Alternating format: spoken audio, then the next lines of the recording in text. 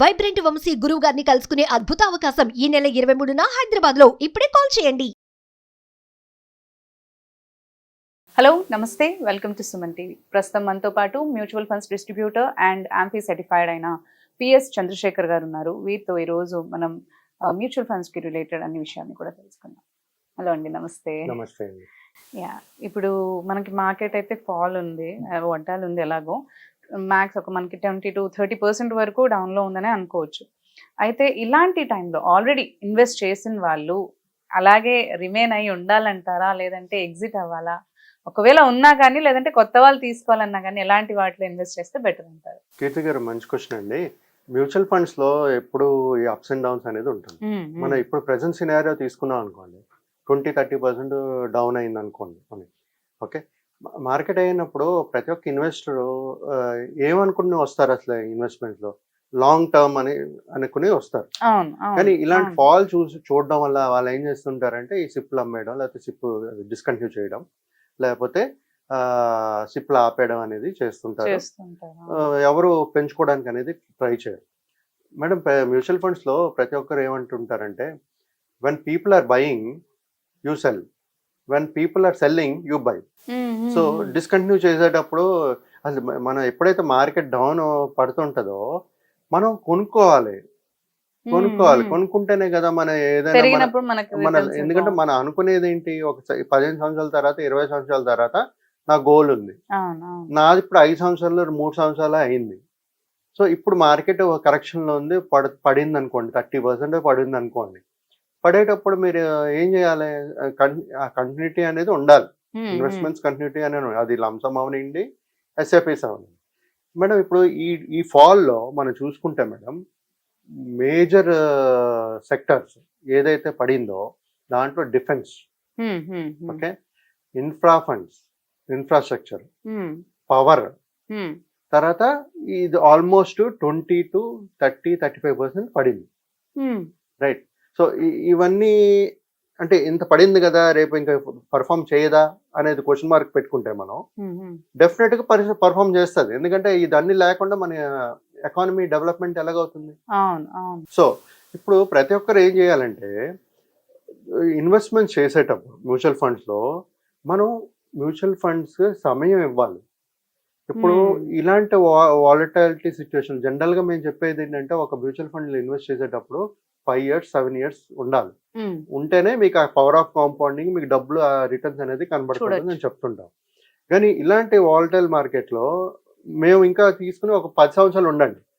మనకి సమయం ఉండేటప్పుడు మేడం, ఎప్పుడైనా 15 సంవత్సరాలు 20 సంవత్సరాలు సమయం ఉండేటప్పుడు మనకి వెల్త్ జనరేట్ చేస్తుంది. మీరు వెయిట్ చేయాలి. మన పేషెన్స్, మన డిసిప్లిన్ అప్రోచ్ ఆఫ్ ఇన్వెస్ట్మెంట్ చాలా ఇంపార్టెంట్ ఇలాంటి వాలటైల్ సిచ్యువేషన్స్ లో.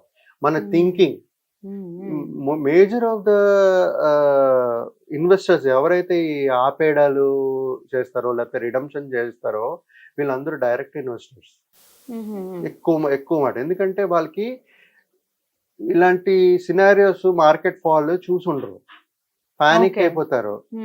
పానిక్ అయిపోయి ఏం చేయాలో తెలియదు, తీసేయడాలు లేకపోతే సిప్ ఆపేయడాలు చేస్తుంటారు. సో ఇప్పుడు పర్టికులర్ గా చూస్తుంటే, ఇప్పుడు ఒకప్పుడు ఈ డిఫెన్స్ స్టాక్స్ అనేది చాలా మంది పెట్టేశారు, బాగా పెరుగుతుంది అని. ఇప్పుడు ఇంత కరెక్షన్ వచ్చినప్పుడు ఇంకా అయిపోతుందా గ్రోత్? కాదు, పెరుగుతుంది. సమయం పడుతుంది.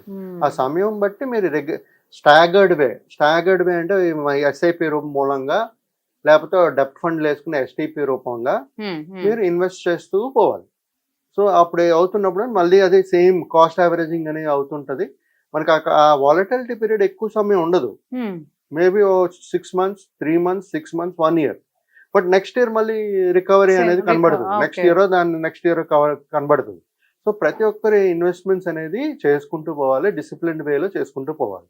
సో ఇంత వాలటాలిటీ ఉన్నా సరే, కాకపోతే ఇక్కడ ఇంపార్టెంట్ ఏంటంటే నెక్స్ట్ 5 years లో ఏ సెక్టార్స్ లో పెట్టాలి అనేది ఇంపార్టెంట్. ఇప్పుడు ఏమంటున్నారు, market mid cap small cap చాలా హై వాల్యుయేషన్స్ లో ఉన్నాయి, దాంట్లో ఇన్వెస్ట్ చేయకండి. ఎవరైతే మీరు 10-15 సంవత్సరాలు మీకు అసలు వద్దనుకుంటున్నారో అలాంటప్పుడు మిడ్ క్యాప్ లో స్మాల్ క్యాప్ లో పెట్టుకోండి అంటున్నారు experts. Right madam, short term అంటే ఇప్పుడు ఫర్ ఎగ్జాంపుల్ 5 years 7 years చేయాలనుకుంటున్నారు, వాళ్ళు ఎక్కడ చేయాలి? సో వాళ్ళకి ఎక్కడ చేయాలి అనేది మాలాంటి మ్యూచువల్ ఫండ్ డిస్ట్రిబ్యూటర్తో మాట్లాడితే చెప్పగలుస్తాం. ఇన్ జనరల్గా నేను ఫండ్ పేర్లు చెప్పట్లేదు, కాకపోతే ఇలాంటి సిచ్యువేషన్స్లో ఇంత వాలటైల్ ఉండేటప్పుడు ఫ్లెక్సీ క్యాప్లో ఒకటి పెట్టుకోవాలి, లార్జ్ క్యాప్ ఈ రెండు బాగా పర్ఫామ్ చేస్తుంది అని చెప్తున్నారు ముందు. ఓకే, ఇదన్నీ ప్రిడిక్షన్స్ మేడం, ఇదన్నీ ఒక థింకింగ్ అన్నమాట. నెక్స్ట్ ప్రిడిక్షన్స్ ఎవ్వరు కరెక్ట్ గా 100% గ్యారంటీకి చెప్పలేరు. మార్కెట్ లో సమయం ఎప్పుడైతే మన దగ్గర ఎక్కువ ఉందో పెట్టుకోవచ్చు.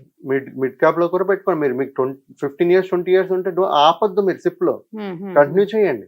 మిడ్ క్యాప్స్ స్మాల్ క్యాప్ తో కూడా పెట్టుకోండి. ఈ షార్ట్ టర్మ్ లో ఇప్పుడు చూసుకుంటే ఫ్లెక్సీ క్యాప్ లార్జ్ క్యాప్ అనేది one of the best investment. Okay, right.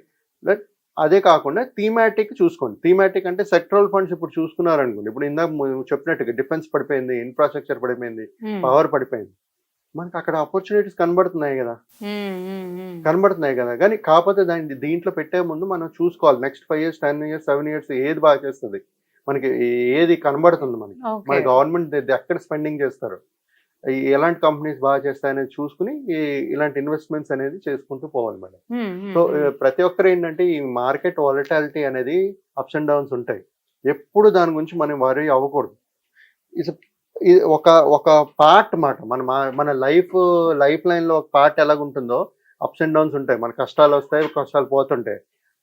ఈ కష్టం ఫేజ్ అనుకోండి, కష్టం ఫేజ్ లో మీరు డబ్బులు పెట్టుకోవాలి. మీకు ఎప్పుడైతే డబ్బులు ఉందో డబ్బులు పెట్టుకుంటే మీకు యావరేజింగ్ అనేది అవుతుంటది, మార్కెట్ రికవరీ అనేది బాగా అవుతుంటది. సో నేను చెప్పేది ఏంటంటే ఈ టైంలో flexi cap large cap preferable. Sectoral fund mid caps small caps longer period ఉంటే అది కూడా సిప్స్ కంటిన్యూ చేయండి. ఆపొద్దు. ఇన్వెస్ట్మెంట్స్ ఉంటే కూడా పెట్టుకోండి. థీమాటిక్ లో కొంచెం ఆలోచించి ఎక్కడ పెట్టాలి, ఏ సెక్టర్స్ లో పెట్టాలో చూసుకుని అనలైజ్ చేసుకుని పెట్టుకోవాలి. ఇన్వెస్ట్ చేయాలంటారు. ఓకే అండి, thank you so much for the information. Thank you అండి, థ్యాంక్ యూ.